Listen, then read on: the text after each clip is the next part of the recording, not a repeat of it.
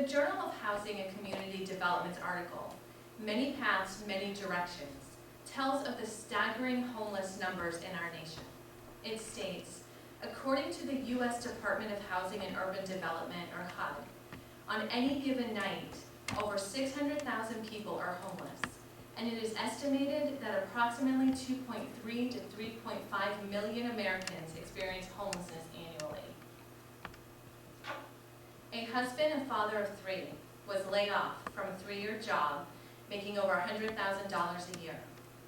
The unemployment he received was less than half his mortgage payment.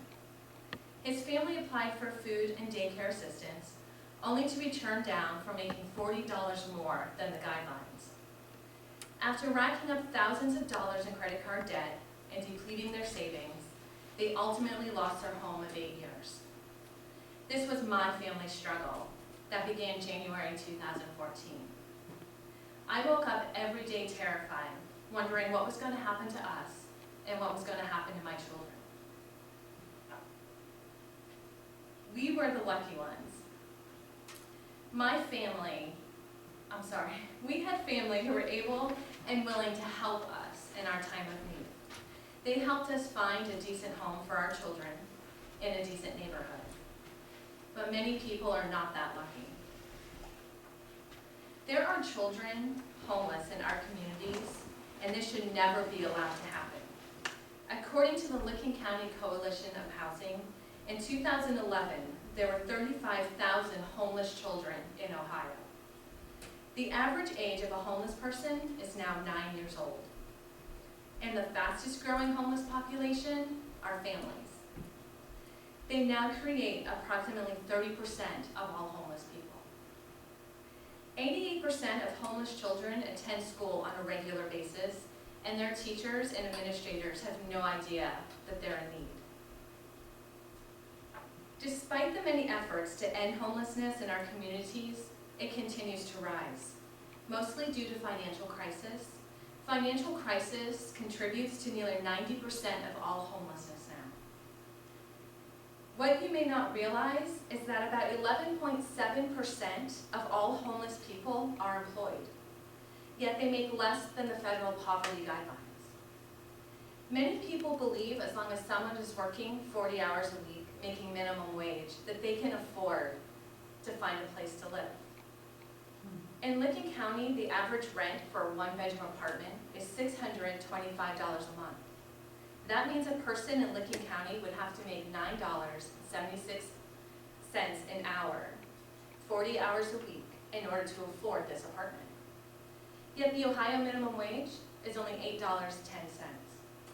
Of course, the larger the family, the larger the rent payment. This makes it very difficult for people working a minimum wage job to afford the housing that they need. HUD guidelines state a person is only considered homeless if he or she resides in a place not meant for human habitation, or resides in a car, an abandoned building, is living on the street or in an emergency shelter, or being evicted within 14 days from their nighttime residence. This definition does not count the many homeless people that are living with friends and family temporarily. The New York Advocate reported that on January 8, 2014, HUD had performed a point-in-time count for Licking County, and it found 21 people younger than 18 years old living on the streets. This was out of the 180 homeless people that they counted.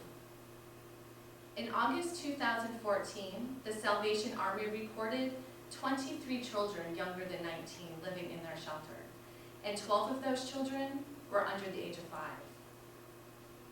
Luckily, Licking County has a fantastic resource with the Licking County Coalition for Housing, a nonprofit organization that helps provide transitional housing and helps provide financial assistance to help prevent homelessness.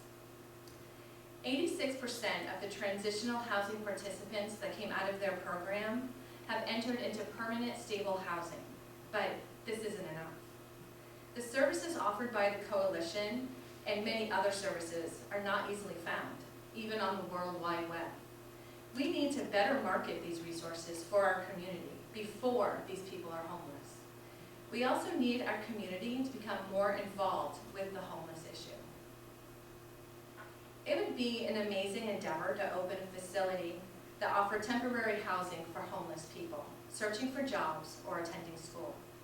A facility like this would offer an on-site clothes closet, job search, resume and interview tips, and finance classes, information and resources to local drug rehab facilities, on-site counseling, on-site childcare for individuals attending job interviews or classes. This dream facility, as we call Hope House, would be amazing and could potentially help lots of people achieve their dreams. Unfortunately, it would take lots of money, lots of time, require government funds, massive fundraising, and large groups of volunteers to make this happen. A more feasible solution would be to advertise services and fundraising we already have.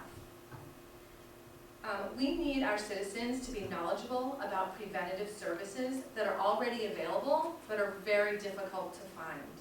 It almost feels as though these services are not meant to be found. For example, I didn't know about the Licking County Coalition for Housing until about 2 months ago when one of their representatives came into my place of employment. After my husband and I found a new home back in 2014, we then began to hear about these available sources by word of mouth. People saying, why didn't you go here? Why didn't you go there? But we did our research, and we couldn't find this information on our own. It shouldn't be that difficult to find assistance. Advertising could be as easy as social media, billboards, flyers, in libraries, and store information boards. It doesn't have to cost a lot. Just get the word out there, make sure people know. Schools should also participate in sending home flyers with every child periodically throughout the year, just with information on it that says, if you are in need, locate these services. This is how you can find help and assistance. Along with advertising, we need more community involvement. This is a community issue, not an individual issue. It affects all of us, not just a few of us. Businesses can support homeless services by participating and sponsoring fundraising events. Doctors and dentists could donate 1 day a month to offer free or low-cost clinics. Instead of throwing away food, all restaurants could donate what could be donated to the local food pantries, churches, or soup kitchens. By supporting people with food and services, you are freeing up the little money they may have for the rent or house payment. This little bit of help could help a family a lot. This wouldn't cost anything other than a person's time. Fundraising events could also be advertised more than what they are. For example, the Licking County Coalition for Housing will be hosting their 4th annual Home Run 5K, November 12, 2016. I would have never heard of this if I hadn't been on their website navigating for this. They have many more fundraising events throughout the year that I didn't know about and are very difficult for the average person to learn about.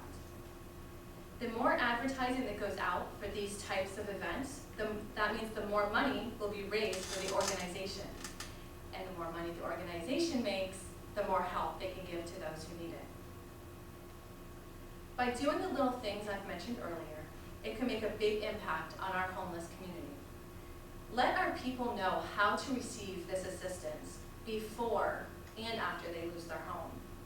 Let's come together as a community, doctors, businessmen, teachers, firefighters, and everyone else who can help prevent homelessness. You can find out more about our local resources and local fundraising by visiting www.lcchousing.org. They have a lot of resources listed on their website to help people. If it takes a village to raise a child, then it should take a community to raise each other up when we have fallen. Be the change that you wish to see in the world. Mahatma Gandhi. Are we on?